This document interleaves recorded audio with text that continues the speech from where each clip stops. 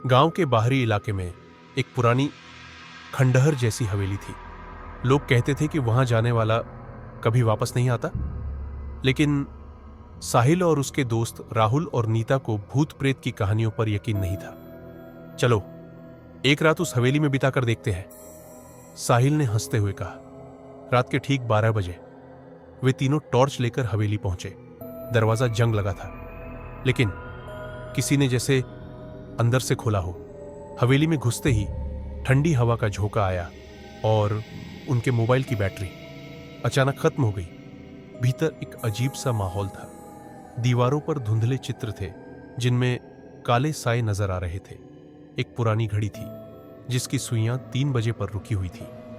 तभी एक दरवाजा अपने आप खुला और अंदर से किसी औरत की धीमी हंसी सुनाई दी।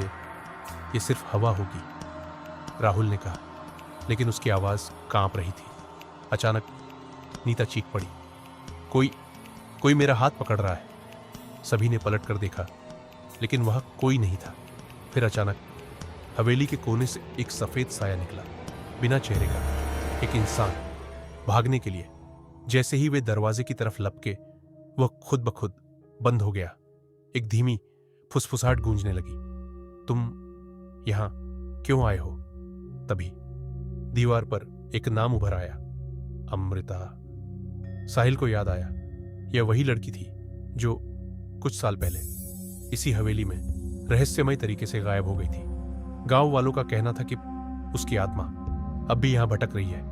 हम माफी चाहते हैं, साहिल ने जोर से कहा। अचानक हवेली में भयंकर चीख गूंजने लगी, हवा में धूल उड़ने लगी और उनकी आंखों के आगे अंधेरा छा गया।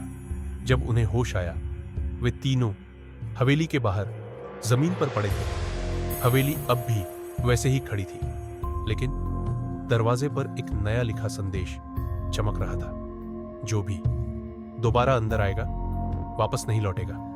वे बिना कुछ कहे भाग खड़े हुए और फिर कभी उस हवेली का नाम भी नहीं लिया।